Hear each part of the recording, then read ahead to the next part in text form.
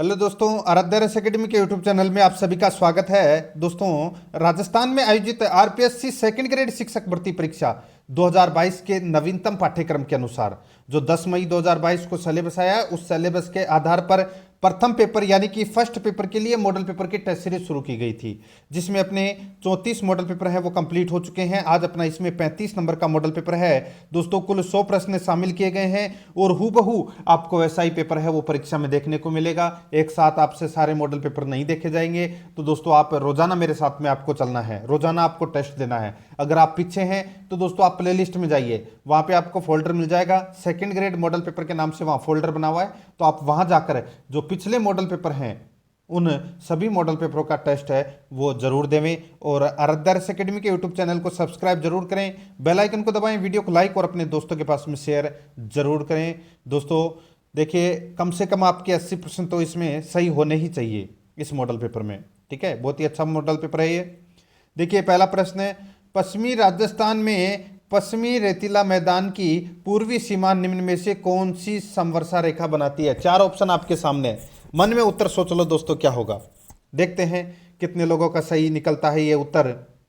पश्चिमी राजस्थान में पश्चिमी रेतीला मैदान की पूर्वी सीमा निम्न में से कौन सी समवर्षा रेखा बनाती है? मन में उत्तर सोच लिया होगा आपने, तो दोस्तों इसका राइट आंसर हो जाएगा वो है 50 सेमी समवर्षा रेखा। ठीक है, अब दोस्तों ये तो ऑप्शन में ही नहीं है, तो आप सभी का जिसने भी 40 या जो भी सोचा होगा वो सभी का गलत होगा। यहाँ पर ऑप्शन दोस्तों आपको 40 की जगह 50 करना है, 50 सेंटीमीटर समवर्षा रेखा। ठीक है, तो यहां पर सी नंबर का ऑप्शन राइट आंसर हो जाएगा, 50 सेमी करना है इसका सही उत्तर। ठीक है, आगे देखिए, सेकंड नंबर का प्रश्न है, मानसून पवने ग्रीष्म ऋतु में बहती है। मानसून पवने ग्रीष्म ऋतु में बहती है, तो दोस्तों ये बहती है, बताइए किस तरफ से किस तरफ? तो दोस्तों ये बहती है समुद्र से स्थल की तरफ बहती है, ये समुद्र से स्थल की तरफ है। तो यहां पर सी नंबर का जो ऑप्शन है वो इसका राइट आंसर हो जाएगा। ठीक है, आगे देखिए दोस्तों, यहां पर है 3 नंबर का प्रश्न है, 2011 की जनगणना के अनुसार निम्नलिखित में से किन जिलों के समूह में सबसे कम महिला साक्षरता दर अंकित किया गया है? 2011 की जनगणना के अनुसार निम्नलिखित में से किन जिलों के समूह में सबसे कम महिला साक्षरता दर अंकित किया गया है? तो इसका राइट आंसर हो जाएगा वो है दोस्तों जैसलमेर, सिरोही, जालौर, बाड़मेर। जैसलमेर, सिरोही, जालौर, बाड़मेर, इसका राइट आंसर हो जाएगा सी नंबर ऑप्शन सही उत्तर। दोस्तों सबसे कम जो यहाँ पे महिला साक्षरता दर है वो है जैसलमेर में 39.7%, और इसके ठीक बराबर दोस्तों सिरोही जिले की भी महिला साक्षरता है, वो भी दोस्तों 39.7% है। ठीक है, तो यहाँ पर अपना सी नंबर का ऑप्शन बिल्कुल सही उत्तर हो जाएगा। उसके बाद में जालौर और उसके बाद में बाड़मेर। देखिए, सूची फर्स्ट में अगला प्रश्न है, सूची फर्स्ट में नदी है और सूची सेकंड में सहायक नदी है। सुमेलित करना है दोस्तों। ठीक है, बताना है कि कौन सी किसकी सहायक नदी है। देखिए, चंबल, चंबल की सहायक नदी कौन सी है? दोस्तों चंबल की सहायक नदी है पार्वती। कौन सी? पार्वती। बनास की सहायक नदी कौन सी है? तो दोस्तों बनास की सहायक नदी है खारी। कौन सी है? खारी। लूनी की सहायक नदी कौन सी है? तो दोस्तों लूनी की सहायक नदी है सूखड़ी। कौन सी है? सूखड़ी। और माही की सहायक नदी कौन सी है? तो वो है दोस्तों सोम। ठीक है, तो यहां पर इस प्रश्न का राइट आंसर क्या हो जाएगा? 4, 3, 2, 1 इसका राइट आंसर हो जाएगा। ठीक है, मैंने कूट भाषा के अंदर जो ऑप्शन दिए थे वो ऑप्शन नहीं दे रखे हैं। ठीक है, मैं आपको इसका डायरेक्ट उत्तर बता रहा हूं, 4, 3, 2, 1 इसका बिल्कुल सही उत्तर हो जाएगा। 5 नंबर का प्रश्न इसमें देखिए, बर्बरी एक प्रजाति है, किसकी प्रजाति है बर्बरी? तो दोस्तों देखिए, बर्बरी, जकराना, सिरोही, शेखावाटी, परबतसरी, जमनापारी, ये क्या है? तो ये बकरी की नस्ल है। तो यहां पर अपना इसमें बी नंबर का ऑप्शन राइट आंसर हो जाएगा। 6 नंबर का प्रश्न है, इमारती लकड़ी के लिए प्रसिद्ध सागवान के वन किस जिले में सर्वाधिक पाए जाते हैं? इमारती लकड़ी के लिए प्रसिद्ध सागवान के वन किस जिले में सर्वाधिक पाए जाते हैं? तो दोस्तों इसका राइट आंसर हो जाएगा वो है बांसवाड़ा जिले में ये सर्वाधिक पाए जाते हैं। यहां पर अपना इसमें राइट आंसर बी नंबर का ऑप्शन बिल्कुल सही उत्तर हो जाएगा, बांसवाड़ा में ये पाए जाते हैं प्रसिद्ध सागवान के वन। बी नंबर ऑप्शन बिल्कुल सही। 7 नंबर का प्रश्न इसमें देखिए, नागौर जिले में स्थित गोटन स्थान किस उद्योग के लिए प्रसिद्ध है? नागौर जिले में स्थित गोटन स्थान किस उद्योग के लिए प्रसिद्ध है? तो इसका राइट आंसर हो जाएगा वो है सीमेंट उद्योग के लिए प्रसिद्ध है दोस्तों ये गोटन। ठीक है, यहाँ पर बी नंबर का जो ऑप्शन है वो इसका राइट आंसर हो जाएगा। गोटन कहाँ पर है? तो दोस्तों नागौर में है और यहाँ पर सफ़ेद सीमेंट का कारखाना है। ठीक है, याद रखना। आगे देखिए दोस्तों, यहाँ पर 8 नंबर का प्रश्न है, राज्य में सर्वाधिक मसाले किस जिले में उत्पादित होते हैं? राज्य में सर्वाधिक मसाले दोस्तों कौन से जिले में उत्पादित होते हैं? तो दोस्तों इसका राइट आंसर क्या हो जाएगा? वो है 12 जिले में उत्पादित होते हैं। बी नंबर का ऑप्शन बिल्कुल सही उत्तर हो जाएगा इसमें। 9 नंबर का प्रश्न है, देखिए भीलों में छेड़ा फाड़ना क्या है? बताइए, भीलों में छेड़ा फाड़ना क्या है? दोस्तों छेड़ा फाड़ना मतलब तलाक। ठीक है, तो यहाँ पर अपना इसमें राइट आंसर हो जाएगा वो है बी नंबर का ऑप्शन बिल्कुल सही, तलाक इसका सही उत्तर। आगे देखिए 10 नंबर प्रश्न है, मंदिरों और स्थानों या जिलों के निम्नलिखित जोड़ों में से कौन सा जोड़ा सही ढंग से मेल नहीं खाता है? मंदिरों और स्थानों या जिलों के निम्नलिखित जोड़ों में से कौन सा जोड़ा सही ढंग से मेल नहीं खाता है? तो अपना इसमें राइट आंसर हो जाएगा वो है दोस्तों अपना इसमें देखिए तुलजा भवानी मंदिर चित्तौड़गढ़ में है, बिल्कुल सही है। तनोट माता मंदिर जैसलमेर में है, बिल्कुल सही है। उषा मंदिर कहाँ पर है? बयाना में है, बिल्कुल सही है। जगत शिरोमणि मंदिर टोंक दे रखा है, गलत हो जाएगा दोस्तों। जगत शिरोमणि मंदिर कहाँ पर है? दोस्तों ये आमेर में है। कहाँ पर है? आमेर जयपुर में है ये। तो यहाँ पर डी नंबर का ऑप्शन बिल्कुल सही उत्तर हो जाएगा। आगे देखिए, राजस्थान में महिला डेयरी विकास कार्यक्रम निम्नलिखित में से किस जिले समूह में संचालित किया जा रहा है? राजस्थान में महिला डेयरी विकास कार्यक्रम निम्नलिखित में से किस जिले समूह में संचालित किया जा रहा है? इसका राइट आंसर हो जाएगा वो है दोस्तों जयपुर, धौलपुर, पाली, अजमेर, भीलवाड़ा। जयपुर, धौलपुर, पाली, अजमेर, भीलवाड़ा। तो यहाँ पर अपना इसमें राइट आंसर हो जाएगा ए नंबर का जो ऑप्शन है वो इसका बिल्कुल सही उत्तर हो जाएगा। 12 नंबर का प्रश्न है, इसमें देखिए कालीबंगा के उत्खनन से हड़प्पा कालीन सांस्कृतिक युग के कितने स्तर मिले हैं? कालीबंगा के उत्खनन से हड़प्पा कालीन सांस्कृतिक युग के कितने स्तर मिले हैं? तो दोस्तों कितने स्तर मिले हैं? तो दोस्तों 5 स्तर मिले हैं। ठीक है, तो यहाँ पर डी नंबर का जो ऑप्शन है वो इसका राइट आंसर हो जाएगा 5 स्तर। डी नंबर ऑप्शन बिल्कुल सही उत्तर हो जाएगा इसमें। 13 नंबर का प्रश्न है, इसमें देखिए गुर्जर जाति का अभिलेखीय रूप में सर्वप्रथम उल्लेख किसमें हुआ है? गुर्जर जाति का अभिलेखीय रूप में सर्वप्रथम उल्लेख है किसमें हुआ है? तो दोस्तों इसका राइट आंसर हो जाएगा वो है ऐहोल अभिलेख में। यहाँ पर सी नंबर का जो ऑप्शन है वो इसका राइट आंसर हो जाएगा ऐहोल अभिलेख में। आगे देखिए 14 नंबर का प्रश्न है, कुंभलगढ़ दुर्ग का शिल्पी कौन था? बताइए, कुंभलगढ़ दुर्ग का शिल्पी कौन था? इसका राइट आंसर हो जाएगा कुंभलगढ़ दुर्ग का शिल्पी था दोस्तों मंडन। कौन था? मंडन। तो यहाँ पर अपना इसमें राइट आंसर सी नंबर का ऑप्शन बिल्कुल सही। नेक्स्ट 15 नंबर का प्रश्न है, रणथंभौर विजय के उपरांत अलाउद्दीन खिलजी ने इस दुर्ग को किसके अधिकार में सौंपा था? दोस्तों मैंने आपको पहले भी बताया है कि रणथंभौर के दुर्ग के आक्रमण के समय अलाउद्दीन खिलजी के 2 सेनापति थे, एक उल्लुग खां और एक नुसरत खां। नुसरत खां है वो मारा गया था और बचा उल्लुग खां। उल्लुग खां को ये दुर्ग का अधिकार है वो सौंप दिया था अलाउद्दीन खिलजी ने। तो यहाँ पर सी नंबर का जो ऑप्शन है वो इसका बिल्कुल सही उत्तर हो जाएगा। 16 नंबर का प्रश्न है, मिर्जा राजा मानसिंह के वंशजों में से किसने जयपुर की स्थापना की थी? मिर्जा राजा मानसिंह के वंशजों में से यानी कि वंशजों में किसने जयपुर की स्थापना की? तो इसका राइट आंसर हो जाएगा वो है दोस्तों राजा जयसिंह द्वितीय ने। दोस्तों मिर्जा राजा मानसिंह के वंशजों मिर्जा राजा जयसिंह ने दोस्तों जयपुर की स्थापना की थी। सीधा से मैं आपको बता देता हूँ इसमें। ठीक है, तो यहाँ पर डी नंबर का जो ऑप्शन है वो इसका सही उत्तर हो जाएगा। और ये जयपुर की स्थापना कब हुई? आपको डेट तो याद ही होगी दोस्तों, 18 नवंबर 1727 को जयपुर की स्थापना हुई थी। राइट आंसर इसमें डी नंबर का ऑप्शन बिल्कुल सही उत्तर हो जाएगा। आगे देखिए, निम्न में से कौन विद्वान मिर्जा राजा मानसिंह का आश्रित कवि नहीं था? बताइए, निम्न में से कौन मिर्जा राजा मानसिंह का आश्रित कवि नहीं था? तो यहाँ पर आप देख सकते हैं दोस्तों, देखिए पुंडरीक, विठल, जगन्नाथ और मुरारीदास, ये तीनों दोस्तों राजा मानसिंह के दरबारी कवि थे, लेकिन बिहारी नहीं था। बिहारी दोस्तों आपने नाम तो सुना ही होगा, कवि बिहारी। ये दोस्तों इन्होंने एक ग्रंथ की रचना की थी, बिहारी सतसई ग्रंथ की रचना। ठीक है, और ये किसके दरबार में थे? तो ये मिर्जा राजा जयसिंह के दरबार में थे, मान सिंह के दरबार में नहीं थे। तो यहाँ पर इसमें बी नंबर का ऑप्शन राइट आंसर हो जाएगा। आगे देखिए 18 नंबर का प्रश्न है, निम्न में से प्रजामंडल व उनकी स्थापना का वर्ष से संबंधित कौन सा विकल्प सही नहीं है? निम्न में से प्रजामंडल व उनकी स्थापना का वर्ष से संबंधित है कौन सा विकल्प सही नहीं है, वो अपने को यहाँ पर क्या करना है, बताना है। दोस्तों देखिए यहाँ पर देखिए जयपुर प्रजामंडल की स्थापना 1931 में, ठीक है। जोधपुर प्रजामंडल की स्थापना 1934 में, बिल्कुल सही है। बीकानेर प्रजामंडल की स्थापना 1936 में और भरतपुर प्रजामंडल की स्थापना 1938 में, ये भी बिल्कुल सही है। कोटा में देखिए कोटा प्रजामंडल की स्थापना 1931, ये गलत हो जाएगा दोस्तों। बूंदी प्रजामंडल की स्थापना दोस्तों 1931 में हुई थी और कोटा प्रजामंडल की स्थापना 1939 में हुई थी। अब यहाँ पर उल्टा दे रखा है, यहाँ पर होना चाहिए था कोटा प्रजामंडल का 1939 और बूंदी का होना चाहिए था 1931, ठीक है। तो यहाँ पर अपना सी नंबर का ऑप्शन राइट आंसर हो जाएगा, क्योंकि ये विकल्प है, ये सही नहीं है। धौलपुर प्रजामंडल की स्थापना 1938 में और करौली की भी 1938 में हुई थी। तो यहाँ पर अपना सी नंबर का ऑप्शन सही उत्तर हो जाएगा, क्योंकि ये विकल्प सही नहीं है।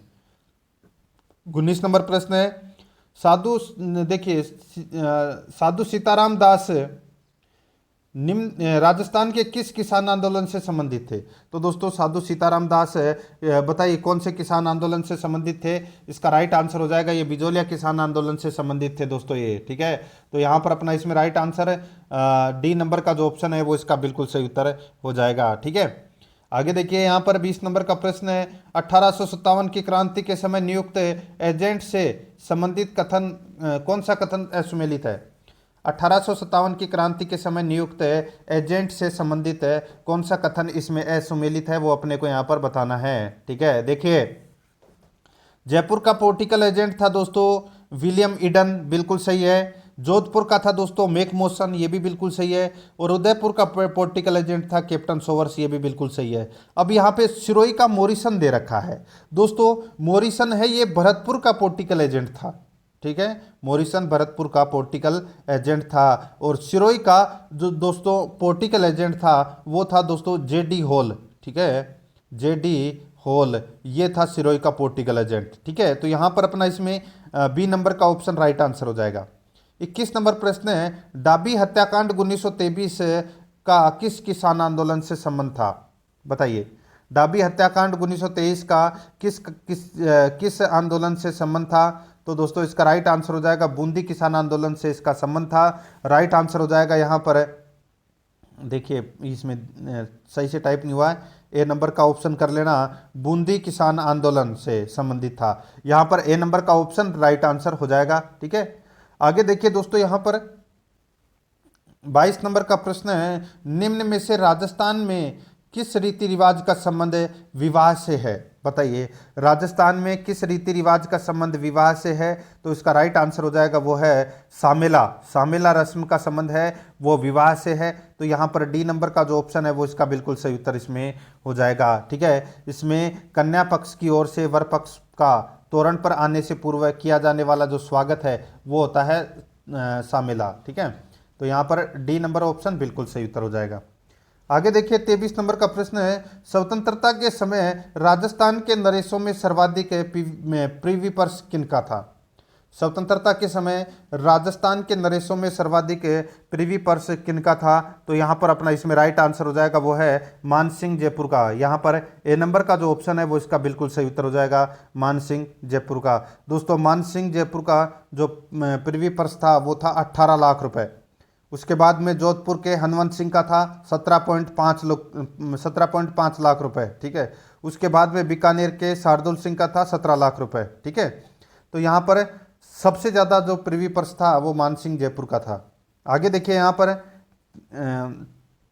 24 नंबर का प्रश्न है, यहाँ पर देखिए कन्हैया ख्याल के मुख्य पात्र को क्या कहते थे? बताइए कन्हैया ख्याल के मुख्य पात्र को क्या कहते हैं? तो क्या कहते हैं उसको? बोलते हैं दोस्तों मीडिया। क्या बोलते हैं? मीडिया बोलते हैं उसे। तो यहाँ पर बी नंबर का ऑप्शन बिल्कुल सही उत्तर मीडिया बोलते हैं, यहाँ पर बी नंबर का ऑप्शन राइट आंसर हो जाएगा। आगे देखिए 28 नंबर का प्रश्न है, निम्न में से किस बोली पर मालवी का शक्तिशाली प्रभाव है? बताइए दोस्तों, निम्न में से किस बोली पर मालवी का शक्तिशाली प्रभाव है? तो यहां पर अपना इसमें राइट आंसर हो जाएगा वो है वागड़ी बोली का। ठीक है, वागड़ी का। तो यहां पर अपना सी नंबर का ऑप्शन राइट आंसर हो जाएगा वागड़ी बोली का। आगे देखिए 26 नंबर का प्रश्न है, सही युग में सुमेलित कीजिए। सही युग में अपने को यहाँ पर क्या करना है? सुमेलित करना है दोस्तों। इसमें देखिए जसनाथ जी का जो मंदिर है वो कहाँ पर है? दोस्तों जसनाथ जी का जो प्रमुख तीर्थ स्थल है वो है दोस्तों कतरियासर बीकानेर में। कौन सा है? कतरियासर बीकानेर में। शीतला माता का जो प्रमुख मंदिर है वो है दोस्तों चाकसू जयपुर में। कहाँ पर?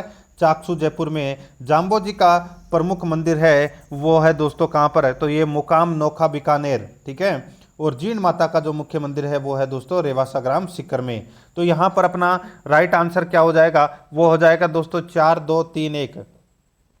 4 2 3 1 इसका राइट आंसर हो जाएगा। ठीक है, मैंने यहाँ पे कूट भाषा के ऑप्शन नहीं डाले हैं, डायरेक्ट उत्तर बता रहा हूँ। 4 2 3 1 इसका सही उत्तर हो जाएगा। आगे देखिए जाम्बोजी के अनुयायी किस रूप में जाने जाते हैं? जाम्बोजी के अनुयायी किस रूप में जाने जाते हैं? इसका राइट आंसर हो जाएगा वो है दोस्तों बिश्नोई। बिश्नोई के रूप में जाने जाते हैं दोस्तों। यहाँ पर बी नंबर का ऑप्शन राइट आंसर इसमें हो जाएगा। आगे देखिए दोस्तों, यहाँ पर 28 नंबर का प्रश्न है, निम्नलिखित में से कौन सी राजस्थानी चित्रकला की विशेषता नहीं है? निम्नलिखित में से कौन सी राजस्थानी चित्रकला की विशेषता नहीं है? तो यहाँ पर इसका राइट आंसर हो जाएगा वो है लोक जीवन के चित्रण का उपेक्षापूर्ण पर अभाव। लोक जीवन के चित्रण का उपेक्षापूर्ण अभाव ये दोस्तों राजस्थानी चित्रकला की विशेषता नहीं है। ठीक है, बाकी प्रकृति का बहुमुखी चित्रण बिल्कुल है, विषय वस्तु की विविधता ये भी है, श्रृंगार एवं भक्ति का सुंदर समन्वय ये भी है। यहाँ पर बी नंबर का जो ऑप्शन है वो इसका बिल्कुल सही उत्तर इसमें हो जाएगा। 29 नंबर का प्रश्न है, राजस्थान में 12वां ज्योतिर्लिंग कहाँ पर स्थित है? राजस्थान में 12वां ज्योतिर्लिंग कहाँ पर स्थित है? तो ये स्थित है दोस्तों सिवाड़ में। कहाँ पर है? सिवाड़ में स्थित है ये 12वां ज्योतिर्लिंग। यहाँ पर सी नंबर का ऑप्शन बिल्कुल सही उत्तर हो जाएगा, सिवाड़ में। ठीक है, सिवाड़ कहाँ पर है? तो दोस्तों ये सवाई माधोपुर में है। तो यहाँ पर सी नंबर ऑप्शन बिल्कुल सही। आगे देखिए निम्नलिखित में से कौन सा सुमेलित नहीं है? कौन सा इसमें सुमेलित नहीं है वो अपने को यहाँ पर क्या करना है? बताना है। ठीक है दोस्तों, देखिए एक तरफ रचना है, दूसरी तरफ लेखक है, तो दोस्तों बताना है यहाँ पर कौन सा इसमें सही सुमेलित नहीं है। देखिए बोल भारमली के रचनाकार यानी कि लेखक है दोस्तों, यहाँ पर यादवेंद्र शर्मा दे रखा है जो कि इसमें गलत दे रखा है। दोस्तों बोल भारमली ये राजस्थानी भाषा के विख्यात साहित्यकार सत्य प्रकाश जोशी की ये एक काव्य रचना है। ठीक है, तो यहाँ पे सत्य प्रकाश जोशी होना चाहिए था, यादवेंद्र शर्मा इसमें गलत दे रखा है। बाकी पागी रचना के लेखक है चंद्र प्रकाश देवल, कोडमदे रचना के लेखक हैं मेघराज मुकुल, पग फेरो रचना के लेखक हैं मणि मधुकर। तो यहाँ पर इसमें ए नंबर ऑप्शन बिल्कुल सही उत्तर हो जाएगा। 31 नंबर का प्रश्न है, इसमें देखिए सूची फर्स्ट में कपड़े या गहने दे रखे हैं और सूची सेकंड में अन्य नाम या प्रकार दे रखा है। ठीक है दोस्तों, यहाँ पर देखिए सुमेलित करना है। ठीक है, देखिए अंगरखी। दोस्तों अंगरखी किसको बोलते हैं? तो यहाँ पर मैं आपको बताऊं, अंगरखी है वो इनमें भुगतरी। ठीक है, भुगतरी है उसको बोलते हैं अंगरखी। ताराभात, तो दोस्तों ताराभात की तो ओढ़नी होती है, ताराभात की तो ओढ़नी होती है। और फलिया किसको बोलते हैं? फलिया दोस्तों पगड़ी को बोलते हैं। ठीक है, तो यहाँ पर अपना इसमें राइट आंसर क्या हो जाएगा? वो हो जाएगा दोस्तों इसमें 3 1 2 3 1 2 इसका सही उत्तर हो जाएगा कूट भाषा में। ठीक है, आगे देखिए 3 1 2 इसमें भी सही से ये रहा 3 1 2, इसमें ये सी नंबर वाला ऑप्शन है ना, ये कर लीजिए। 3 1 2 इसका राइट आंसर हो जाएगा इसमें। आगे देखिए यहाँ पे पोत हाकर सरी आभूषण कहाँ पहना जाता है? पोत हाकर सरी आभूषण कहाँ पहना जाता है? तो दोस्तों ये गले में पहना जाता है ये आभूषण। यहाँ पर सी नंबर का ऑप्शन राइट आंसर हो जाएगा, गले में पहना जाता है ये आभूषण है। ठीक है, आगे देखिए यहाँ पर 33 नंबर का प्रश्न है, राजस्थान में पंचायती राज के निम्नतम स्तर ग्राम पंचायत का कार्य है। राजस्थान के पंचायती राज के निम्नतम स्तर ग्राम पंचायत का कार्य है। तो दोस्तों वो कार्य कौन सा है? इसका सही उत्तर हो जाएगा वो कार्य है दोस्तों इसमें जन्म मृत्यु एवं विवाह का पंजीकरण करना। जन्म, मृत्यु एवं विवाह का पंजीकरण करना, ये दोस्तों राजस्थान में पंचायती राज के निम्नतम स्तर यानी कि ग्राम पंचायत का कार्य है। यहाँ पर ए नंबर का जो ऑप्शन है वो इसका बिल्कुल सही उत्तर इसमें हो जाएगा। आगे देखिए 34 नंबर का प्रश्न है, सही युग्मों को सुमेलित कीजिए। दोस्तों सही युग्मों को अपने को यहाँ पर क्या करना है, सुमेलित करना है। दोस्तों यहाँ पर देखिए अपने को बताना है कि कौन सा नृत्य कौन सी जनजाति का है। ठीक है, देखिए नेजा नृत्य, नेजा नृत्य ये भील जनजाति का नृत्य है, बिल्कुल सही है। इंडोनी नृत्य है, ये कालबेलिया का नृत्य है, बिल्कुल सही है। तेरहताली नृत्य है, ये दोस्तों कामड़ जाति की महिलाओं द्वारा ये नृत्य किया जाता है। और वालर नृत्य है, ये गरासिया जनजाति का नृत्य है। तो यहाँ पर 1 2 4 3 अपना इसमें राइट आंसर हो जाएगा। 1 2 4 3 अपना इसमें सही उत्तर हो जाएगा। 35 नंबर का प्रश्न है, निम्न में से किस क्षेत्र में सीताबाड़ी का मेला आयोजित किया जाता है। बताइए किस क्षेत्र में सीताबाड़ी का मेला आयोजित किया जाता है। इसका सही उत्तर हो जाएगा वो है दोस्तों हाड़ौती में। यहाँ पर ए नंबर का ऑप्शन राइट आंसर हो जाएगा। हाड़ौती में ये आयोजित किया जाता है, ए नंबर ऑप्शन बिल्कुल सही। आगे देखिए राजस्थान में राज्य प्रशासन के विधिता प्रमुख है। राजस्थान में राज्य प्रशासन के विधिता प्रमुख हैं, तो वो कौन है। इसका सही उत्तर हो जाएगा वो है राज्य के राज्यपाल। यहाँ पर डी नंबर का जो ऑप्शन है वो इसका राइट आंसर हो जाएगा। दोस्तों राज्यपाल राज्य का संवैधानिक प्रधान तथा कार्यपालिका शक्ति का सर्वोच्च प्रधान होता है। तो यहाँ पर डी नंबर ऑप्शन बिल्कुल सही उत्तर हो जाएगा। 37 नंबर का प्रश्न है, इसमें देखिए राज्य को शासकीय कार्यों में सहायता एवं परामर्श देने के लिए मंत्री परिषद का प्रावधान किया गया है, जिसका मुखिया होता है। राज्यपाल को शासकीय कार्यों में सहायता एवं परामर्श देने के लिए मंत्री परिषद का प्रावधान किया गया है, जिसका मुखिया होता है। दोस्तों इसका मुखिया कौन होता है, तो ये होता है दोस्तों मुख्यमंत्री। तो यहाँ पर इसमें ए नंबर का ऑप्शन राइट आंसर हो जाएगा मुख्यमंत्री। आगे देखिए 38 नंबर का प्रश्न है, राजस्थान का विधानसभा कहाँ स्थित है। बताइए राजस्थान का विधानसभा, ये तो दोस्तों सभी को पता होगा। ये भी नहीं पता है राजस्थान का विधानसभा, ये तो सभी को पता है जयपुर में है। और जयपुर में कहाँ पर है, तो दोस्तों ये लाल कोठी में है। ठीक है, लाल कोठी जयपुर में है। डी नंबर का ऑप्शन बिल्कुल सही उत्तर हो जाएगा, इसमें याद रखना। ठीक है, आगे देखिए यहाँ पर है 39 नंबर का प्रश्न है। देखिए राज्यपाल अपने सविवेकी कृत्यों को छोड़कर अपने कृत्यों का निर्वहन की सहायता और सलाह से करेगा। राज्यपाल अपने सविवेकी कृत्यों को छोड़कर अपने कृत्यों का निर्वहन की सहायता और सलाह से करेगा। तो यहाँ पर अपना इसमें राइट आंसर हो जाएगा वो है मुख्यमंत्री एवं मंत्री परिषद की सलाह से ये अपने कार्यों का निर्वहन करेगा। यहाँ पर बी नंबर का ऑप्शन बिल्कुल सही उत्तर हो जाएगा। 40 नंबर का प्रश्न इसमें देखिए राजस्थान की कौन सी विधानसभा में सदस्यों की संख्या 200 की गई, जो वर्ष 2026 तक यथावत रहेगी। राजस्थान की कौन सी विधानसभा में सदस्यों की संख्या 200 की गई, जो वर्ष 2026 तक यथावत रहेगी। इसका राइट आंसर हो जाएगा वो है छठी।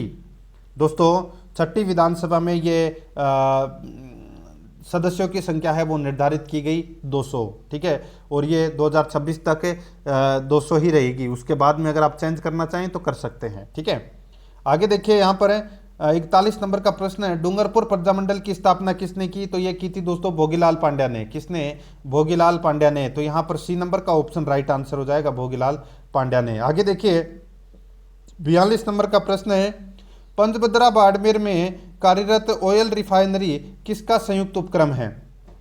पंचभद्रा बाड़मेर में कार्यरत ऑयल रिफाइनरी किसका संयुक्त उपक्रम है। तो ये उपक्रम है दोस्तों HPCL और राजस्थान सरकार का ये संयुक्त उपक्रम है। और ये पिछली बार RS में भी ये प्रश्न पूछा गया था। ठीक है, HPCL की 74% की हिस्सेदारी है और राजस्थान सरकार की दोस्तों इसमें 26% की हिस्सेदारी है। ठीक है, तो यहाँ पर डी नंबर का ऑप्शन राइट आंसर हो जाएगा इसमें।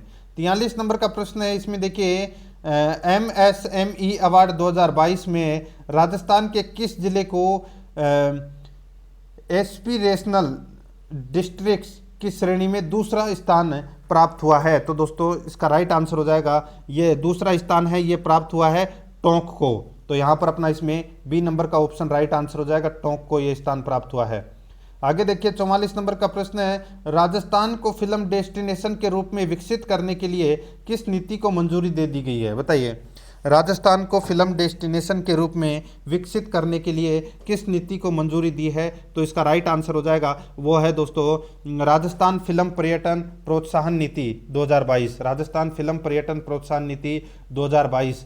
तो यहाँ पर बी नंबर का जो ऑप्शन है वो इसका बिल्कुल सही उत्तर इसमें हो जाएगा। ठीक है, आगे देखिए 45 नंबर का प्रश्न है, किस राज्य सरकार ने अपने बजट 2022-23 में ऊंट संरक्षण और विकास नीति की घोषणा की है? किस राज्य सरकार ने अपने बजट 2022-23 में ऊंट संरक्षण और विकास नीति की घोषणा की है?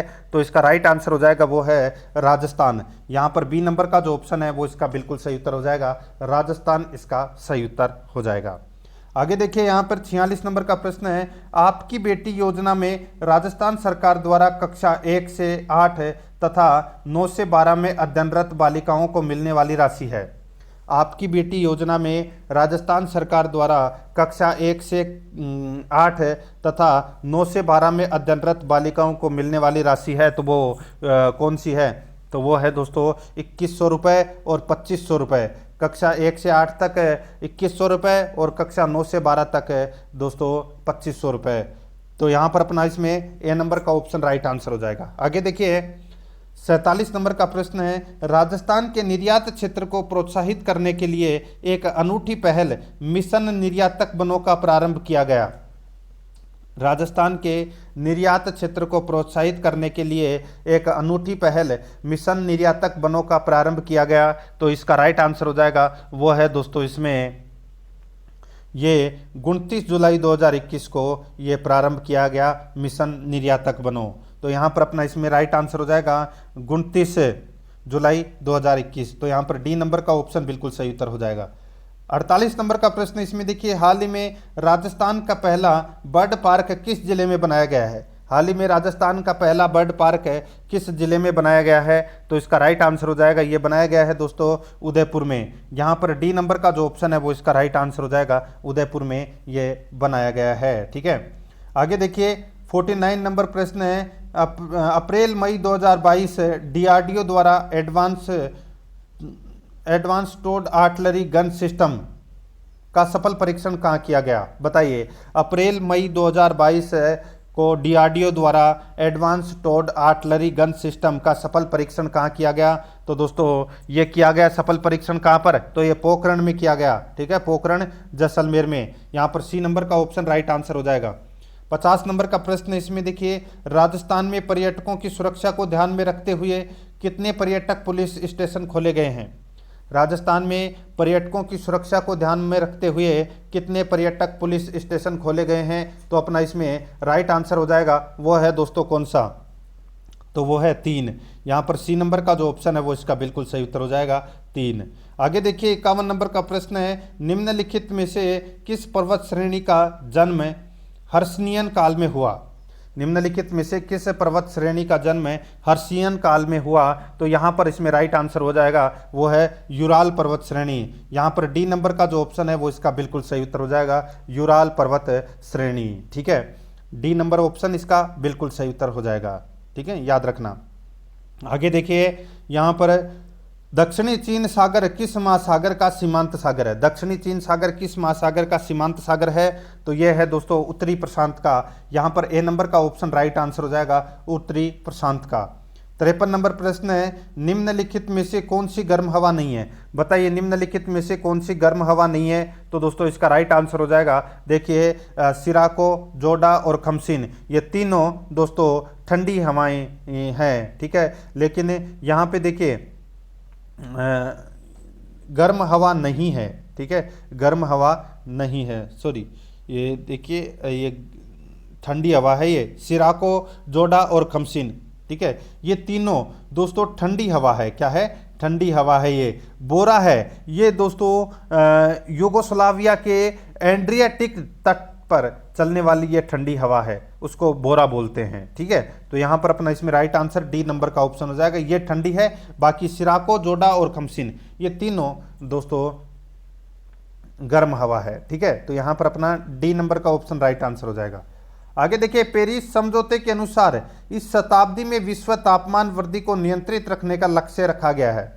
पेरिस समझौते के अनुसार इस शताब्दी में विश्व तापमान वृद्धि को नियंत्रित रखने का लक्ष्य रखा गया है। तो ये लक्ष्य रखा गया है दोस्तों पूर्व औद्योगिक स्तर से 2 डिग्री सेल्सियस से पर्याप्त नीचे, पूर्व औद्योगिक स्तर से 2 डिग्री सेल्सियस से पर्याप्त नीचे। यहाँ पर सी नंबर का ऑप्शन राइट आंसर इसमें हो जाएगा। 55 नंबर प्रश्न इसमें देखिए, सर्वाधिक ग्रीन हाउस गैसों का उत्सर्जन करने वाला देश है। सर्वाधिक ग्रीन हाउस गैसों का उत्सर्जन करने वाला देश है तो वो कौन सा देश है? इसका राइट आंसर हो जाएगा वो है दोस्तों इसमें कौन सा? तो दोस्तों वो है अमेरिका। तो यहाँ पर अपना इसमें राइट आंसर हो जाएगा सी नंबर का ऑप्शन बिल्कुल सही उत्तर हो जाएगा, अमेरिका को। ठीक है, आगे देखिए 56 नंबर प्रश्न है, विक्टोरिया झील किन अफ्रीकी देशों के मध्य स्थित है? विक्टोरिया झील किन अफ्रीकी देशों के मध्य स्थित है? तो अपना इसमें राइट आंसर हो जाएगा वो है दोस्तों Tanzania, Kenya, Uganda. Tanzania, Kenya, Uganda, ये अपना इसमें क्या हो जाएगा? राइट आंसर हो जाएगा। यहाँ पर ए नंबर का जो ऑप्शन है वो इसका बिल्कुल सही उत्तर इसमें हो जाएगा। ठीक है, आगे देखिए 57 नंबर का प्रश्न है, महासागरीय धाराओं की उत्पत्ति के महत्वपूर्ण कारक हैं। महासागरीय धाराओं की उत्पत्ति के महत्वपूर्ण कारक है वो कौन से कारक हैं? दोस्तों यहाँ पर देखिए सनातनी पवने बिल्कुल है, समुद्र जल के तापमान में अंतर ये भी है, समुद्र जल की लवणता में अंतर ये भी है, पृथ्वी की परिक्रमण यानी कि रिवोल्यूशन ये इसमें क्या हो जाएगा? ये महत्वपूर्ण कारक नहीं है। तो यहाँ पर अपने को सही कारकों का चयन करना था। अ ब स इसका राइट आंसर हो जाएगा, अ ब स इसका सही उत्तर यानी कि बी नंबर का ऑप्शन बिल्कुल सही उत्तर हो जाएगा। आगे देखिए राष्ट्रीय आय क्या है? राष्ट्रीय आय क्या है? इसका राइट आंसर हो जाएगा वो है दोस्तों इसमें देखिए राष्ट्रीय आय NNP-FC। ठीक है, ये है दोस्तों राष्ट्रीय आय। तो यहाँ पर अपना इसमें राइट आंसर हो जाएगा NNP-FC। तो यहाँ पर अपना ए नंबर का ऑप्शन बिल्कुल सही उत्तर इसमें हो जाएगा। ठीक है, आगे देखिए दोस्तों 59 नंबर प्रश्न है, भारत में प्रथम पूर्ण जैविक कृषि वाला राज्य है। भारत में प्रथम पूर्ण जैविक कृषि वाला राज्य है तो वो कौन सा है? तो वो है दोस्तों सिक्किम। ए नंबर का जो ऑप्शन है वो इसका बिल्कुल सही उत्तर हो जाएगा, सिक्किम इसका सही उत्तर। 60 नंबर का प्रश्न है, पंजाब का कौन सा स्थान हौजरी उद्योग के लिए प्रसिद्ध है? पंजाब का कौन सा स्थान हौजरी उद्योग के लिए प्रसिद्ध है? तो इसका सही उत्तर हो जाएगा वो है दोस्तों लुधियाना। यहाँ पर सी नंबर का ऑप्शन राइट आंसर हो जाएगा, लुधियाना इसका सही उत्तर हो जाएगा इसमें।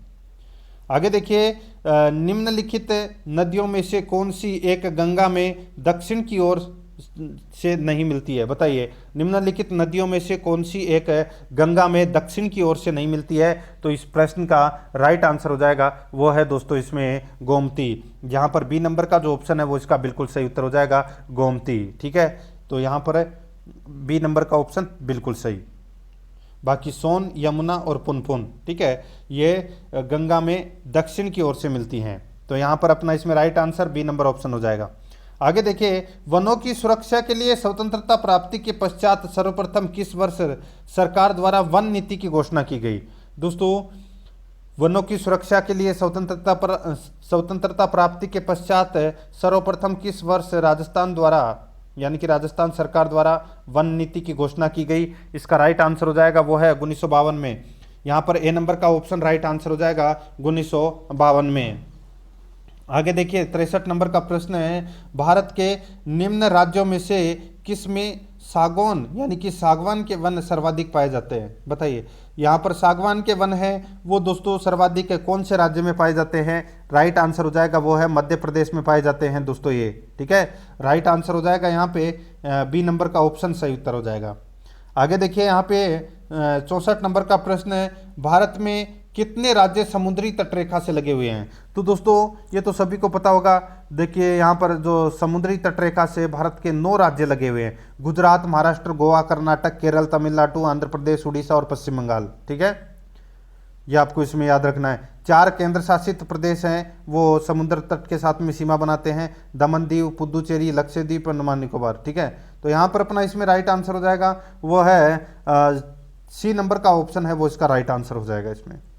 आगे देखिए 65 नंबर का प्रश्न है, किन 2 पर्वत श्रेणियों के मध्य कश्मीर घाटी स्थित है? किन 2 पर्वत श्रेणियों के मध्य कश्मीर घाटी स्थित है? तो इसका राइट आंसर हो जाएगा वो है व्रत हिमालय व पीर पंजाल।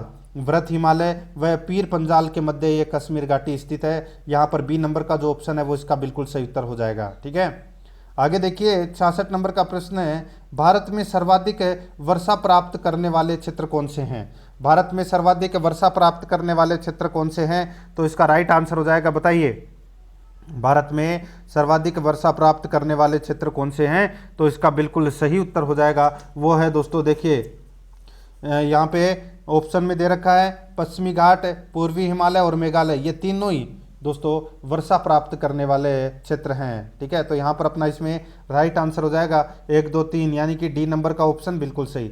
67 नंबर का प्रश्न, इसमें देखिए कथन ए और कथन बी दे रखा है दोस्तों, बताना है कि कौन सा इसमें सत्य है। ठीक है, अब यहाँ पे देखिए दोस्तों, उत्तर भारत की अधिकांश नदियां हिमालय पर्वत से निकलती है, बिल्कुल सही है। कथन बी में देखिए हिमालय से निकलने वाली नदियां नित्यवायी होती है, बिल्कुल सही है।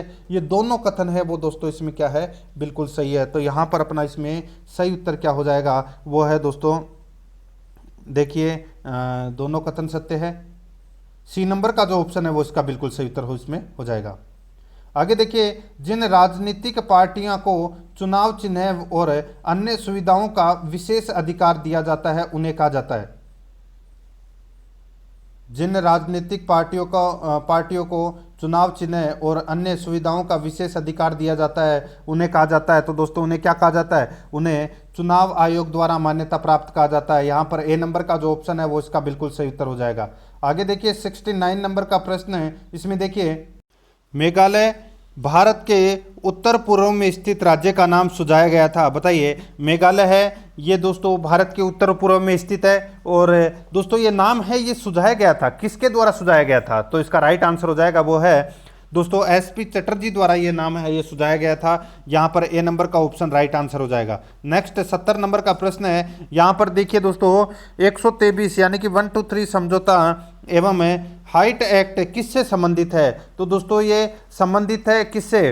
तो ये दोस्तों संयुक्त राज्य अमेरिका और भारत गणराज्य के मध्य हस्ताक्षरित किया गया था। तो यहाँ पर अपना इसमें राइट आंसर क्या हो जाएगा, वो है भारत अमेरिका असैनिक परमाणु समझौता है ये। तो यहाँ पर ए नंबर का ऑप्शन बिल्कुल सही उत्तर इसमें हो जाएगा। नेक्स्ट 71 नंबर का प्रश्न है, इसमें देखिए निम्न में से कौन सी संस्थाओं का प्रधान प्रधानमंत्री होता है? दोस्तों कौन सी संस्थाओं का प्रधान प्रधानमंत्री होता है? तो यहाँ पर देखिए दोस्तों आपको दिख रहा होगा वित्त आयोग का नहीं होता, नीति आयोग का दोस्तों जो प्रधान है वो प्रधानमंत्री होता है। यहाँ पर सिर्फ और सिर्फ सेकंड सही है, अल्पसंख्यक आयोग का भी नहीं होता, विधि आयोग का भी नहीं होता। तो यहाँ पर अपना इसमें राइट आंसर हो जाएगा, केवल सेकंड इसमें सही है। तो यहाँ पर सी नंबर का ऑप्शन बिल्कुल सही उत्तर इसमें हो जाएगा। आगे देखिए, ब्रिटिश संसद द्वारा निर्मित किस कानून ने प्रांतों में द्वैध शासन स्थापित किया? तो दोस्तों प्रांतों में जो द्वैध शासन है ये स्थापित किया था 1919 का मॉन्टेग्यू चेम्सफोर्ड सुधार अधिनियम। तो यहाँ पर अपना इसमें राइट आंसर सी नंबर का ऑप्शन हो जाएगा इसमें। ठीक है, आगे देखिए यहाँ पर 73 नंबर का प्रश्न है, राष्ट्रपति के निर्वाचन से उत्पन्न विवादों की जांच किसके द्वारा की जाती है? तो ये तो सभी को पता होगा दोस्तों, सुप्रीम कोर्ट यानी कि उच्चतम न्यायालय द्वारा की जाती है। बी नंबर का ऑप्शन बिल्कुल सही। आगे देखिए यहाँ पर 74 नंबर का प्रश्न है, भारतीय नागरिकों को वर्तमान में कितने मूल अधिकार भारत के संविधान द्वारा प्रदान किए गए हैं? भारतीय नागरिकों को वर्तमान में कितने मूल अधिकार भारत के संविधान द्वारा प्रदान किए गए हैं? तो इसका राइट आंसर हो जाएगा वो है दोस्तों 6 मूल अधिकार है वो प्रदान किए गए हैं। यहाँ पर बी नंबर का ऑप्शन राइट आंसर हो जाएगा। वो 6 कौन कौन से हैं? समानता या समता का अधिकार, स्वतंत्रता का अधिकार, शोषण के विरुद्ध अधिकार, धार्मिक स्वतंत्रता का अधिकार, संस्कृति एवं शिक्षा संबंधी अधिकार और संवैधानिक उपचारों का अधिकार। तो यहाँ पर अपना इसमें right answer B number option बिल्कुल सही उत्तर हो जाएगा। आगे देखिए, संविधान सभा के स्थायी सभापति थे। तो दोस्तों स्थायी सभापति कौन थे? तो वो थे doctor Rajendra Prasad. B number का option right answer doctor Rajendra Prasad. आगे देखिए, भारत के किस भाग में जन कल्याणकारी राज्य की अवधारणा को विस्तारित से उल्लेखित किया गया है? संविधान के किस भाग में जन कल्याणकारी राज्य की अवधारणा को विस्तार से उल्लेखित किया गया है? इसका राइट आंसर हो जाएगा वो है दोस्तों इसमें राज्य के नीति निर्देशक तत्व है। यहाँ पर बी नंबर का जो ऑप्शन है वो इसका बिल्कुल सही उत्तर इसमें हो जाएगा। ठीक है, अनुच्छेद 36 से 51 तक नीति निर्देशक तत्वों का उल्लेख किया गया है। आगे देखिए, भारत के संविधान के किस अनुच्छेद के अंतर्गत राष्ट्रपति का चुनाव होता है? राष्ट्रपति का चुनाव होता है दोस्तों अनुच्छेद 54 के अंतर्गत। यहां पर बी नंबर का जो ऑप्शन है वो इसका बिल्कुल सही उत्तर हो जाएगा, अनुच्छेद 54 के अंतर्गत। आगे देखिए, संसद की शक्ति द्वारा संविधान एवं प्रक्रिया को संशोधित करने संबंधी अनुच्छेद है। संसद की शक्ति द्वारा संशोधन एवं प्रक्रिया को संशोधित करने संबंधी अनुच्छेद है, तो इसका राइट आंसर हो जाएगा वो है दोस्तों अपना इसमें कौन सा, तो वो है अनुच्छेद 368। यहाँ पर डी नंबर का ऑप्शन राइट आंसर हो जाएगा, अनुच्छेद 368। 79 नंबर प्रश्न इसमें देखिए, कृषि अनुसंधान और शिक्षा विभाग डेयर ने वर्ष 2021-22 में बागवानी फसलों की बायो फोर्टिफाइड और तनाव सहनशील किस्मों सहित कितनी विशेष किस्में विकसित की है? कृषि अनुसंधान और शिक्षा विभाग डेयर ने वर्ष 2021-22 में बागवानी फसलों की बायो फोर्टिफाइड और तनाव सहनशील किस्मों सहित कितनी विशेष किस्में विकसित की है? तो इसका राइट आंसर हो जाएगा वो है दोस्तों इसमें 35 किस्में। डी नंबर का ऑप्शन राइट आंसर हो जाएगा 35 किस्में। आगे देखिए, अर्थव्यवस्था के द्वितीय क्षेत्र में सम्मिलित हैं, अर्थव्यवस्था के द्वितीय क्षेत्र में सम्मिलित हैं, तो इसका सही उत्तर हो जाएगा वो है दोस्तों विनिर्माण। यहाँ पर ए नंबर का ऑप्शन राइट आंसर हो जाएगा विनिर्माण, इसका सही उत्तर।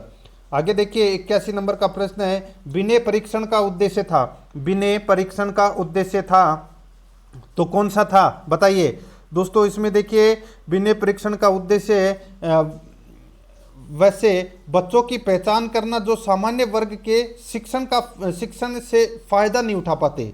ठीक है, विनय परीक्षण का उद्देश्य क्या था? वैसे बच्चों की पहचान करना जो सामान्य वर्ग के शिक्षण से फायदा नहीं उठा पाते हैं, तो इसका राइट आंसर हो जाएगा सी नंबर का ऑप्शन सही उत्तर।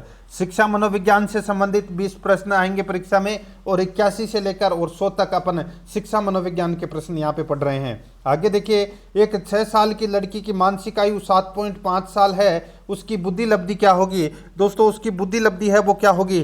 तो बुद्धि लब्धि ज्ञात करने का सूत्र क्या है? मानसिक आयु बटे वास्तविक आयु। मानसिक आयु कितनी है? 7.5 और वास्तविक आयु कितनी है? 6 × 100। इसको काट लीजिए, सीधा सा आपके पास में राइट आंसर आ जाएगा।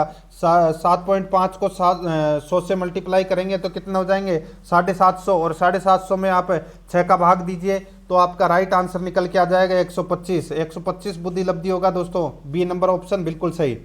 आगे देखिए, सांवेगिक बुद्धि को मापने के लिए सांवेगिक लब्धि पद का प्रतिपादन किसके द्वारा किया गया था?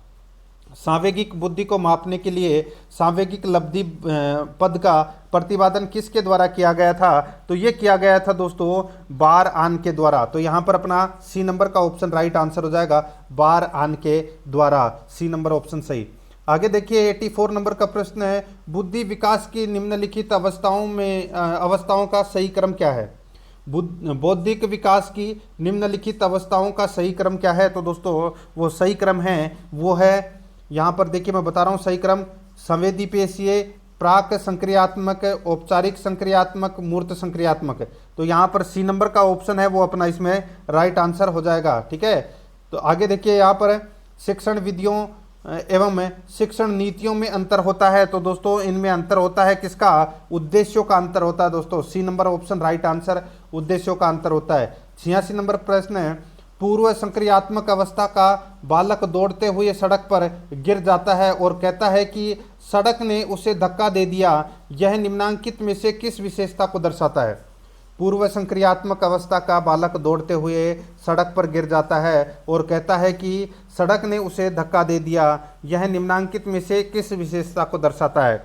इसका राइट आंसर हो जाएगा वो है आत्मकेंद्रण। यहाँ पर ए नंबर का ऑप्शन राइट आंसर हो जाएगा आत्मकेंद्रण। नेक्स्ट आगे देखिए, मनोविज्ञान ने सर्वप्रथम अपनी आत्मा का त्याग किया, फिर मन का त्याग किया, फिर चेतना का त्याग किया, और आज मनोविज्ञान व्यवहार की विधि को स्वीकार करता है, यह कथन निम्न में से किसका है?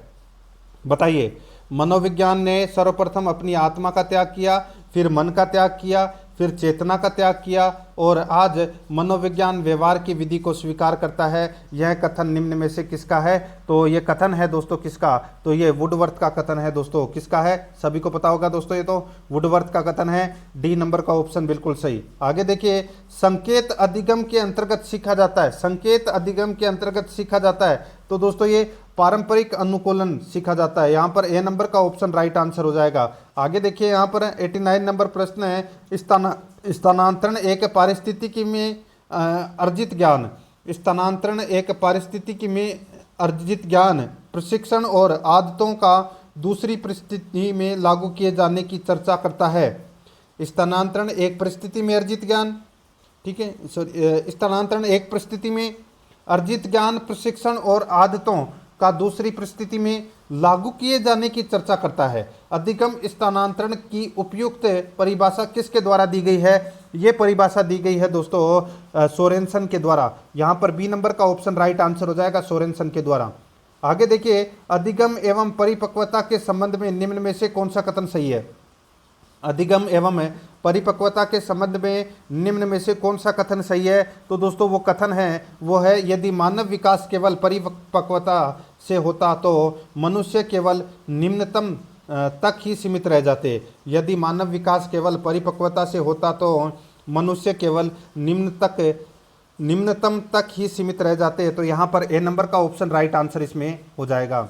आगे देखिए, 91 नंबर का प्रश्न है, किस मनोवैज्ञानिक ने शिक्षा प्रणाली में शिक्षा को बालोद्यान का कुशल माली कहा है? किस मनोवैज्ञानिक ने शिक्षा प्रणाली में शिक्षा को बालोद्यान का कुशल माली कहा है? इसका राइट आंसर हो जाएगा दोस्तों, ये कहा है किसने बताइए?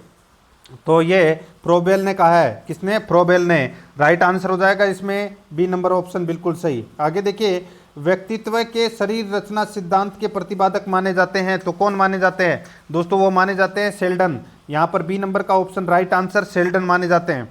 आगे देखिए, यहाँ पर निम्न में से कौन सी अभिक्षमता परीक्षण की विधि है? निम्न में से कौन सी अभिक्षमता परीक्षण की विधि है? तो दोस्तों यहाँ पे आपको दिख रहा होगा, देखिए, दृष्टि एवं श्रवण संबंधी परीक्षण, लिपिक अभिक्षमता परीक्षण, स्नायविक एवं हस्तकौशल परीक्षण। तो दोस्तों इसका राइट आंसर हो जाएगा उपरोक्त सभी। यहाँ पर डी नंबर का ऑप्शन बिल्कुल सही उत्तर हो जाएगा। आगे देखिए, व्यक्ति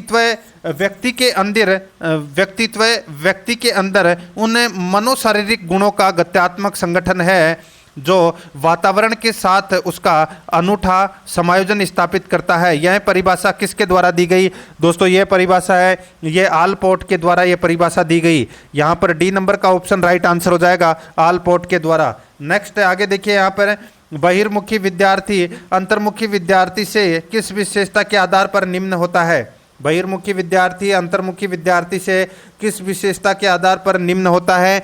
तो इसका राइट आंसर हो जाएगा वो है, देखिए, मन ही मन परेशान होने की अपेक्षा अपनी भावनाओं को अभिव्यक्त करता है। यहाँ पर बी नंबर का ऑप्शन बिल्कुल सही उत्तर हो जाएगा। 96 नंबर का प्रश्न है, निम्न में से कौन सी मानवतावादी मनोविज्ञान की विशेषता है? निम्न में से कौन सी मानवतावादी मनोविज्ञान की विशेषता है? तो इसका राइट आंसर हो जाएगा वो है दोस्तों, इसमें देखिए, पूरे जीवन इतिहास पर बल डालना, व्यक्ति के आंतरिक प्रकृति को समझना, मनोवैज्ञानिक स्वास्थ्य पर बल देना। तो इसका राइट आंसर हो जाएगा उपरोक्त सभी। यहाँ पर डी नंबर का ऑप्शन राइट आंसर हो जाएगा उपरोक्त सभी। 97 नंबर प्रश्न है, एक अध्यापक को निम्न में से किस कथन से सहमत होना चाहिए? एक अध्यापक को निम्न में से किस कथन से सहमत होना चाहिए? तो इसका राइट आंसर हो जाएगा वो है, बाह्य अभिप्रेरणा तब होती है जब अधिगमकर्ता बाह्य पुरस्कार प्राप्त करने के लिए कार्य करते हैं। यहाँ पर बी नंबर का ऑप्शन बिल्कुल सही उत्तर इसमें हो जाएगा। 98 नंबर प्रश्न इसमें देखिए, गिलफोर्ड ने अभिसारी चिंतन पद का प्रयोग किसके समान अर्थ में किया है? गिलफोर्ड ने अभिसारी चिंतन पद का प्रयोग किसके समान अर्थ में किया है? तो इसका राइट आंसर हो जाएगा वो है सृजनात्मकता के। तो यहाँ पर बी नंबर का ऑप्शन राइट आंसर हो जाएगा सृजनात्मकता के। आगे देखिए, 99 नंबर प्रश्न है, अधिगम निर्योग्यता का लक्षण है। अधिगम निर्योग्यता का लक्षण है तो वो कौन सा है? वो है दोस्तों अवधान संबंधी बाधा या विकार। सी नंबर का जो ऑप्शन है वो इसका बिल्कुल सही उत्तर हो जाएगा। आगे देखिए, 100 नंबर का प्रश्न है, निम्न में से सकारात्मक अभिप्रेरणा का उदाहरण है। सकारात्मक अभिप्रेरणा का उदाहरण है तो वो कौन सा है? तो वो है दोस्तों प्रोत्साहन है। यहाँ पर डी नंबर का जो ऑप्शन है वो इसका बिल्कुल सही उत्तर इसमें हो जाएगा। तो दोस्तों इसी के साथ मैंने आपको 35 नंबर का मॉडल पेपर है, ये सेकंड ग्रेड का करवा दिया है। और अगर आपने पिछले 34 मॉडल पेपर नहीं देखे हैं तो आप प्ले लिस्ट में जाइए, वहाँ पे आपको फोल्डर मिल जाएगा सेकंड ग्रेड मॉडल पेपर के नाम से, वहाँ फोल्डर बना हुआ है, तो आप वहाँ जाके पिछले मॉडल पेपर है वो जरूर देखें। और आराध्या RS एकेडमी के यूट्यूब चैनल को सब्सक्राइब नहीं किया तो सब्सक्राइब जरूर करें, बेल आइकन को दबाएं, वीडियो को लाइक नहीं किया तो फटाफट लाइक करें और अपने दोस्तों के पास में शेयर जरूर करें। मिलते हैं दोस्तों नेक्स्ट वीडियो में। जय हिंद, जय भारत।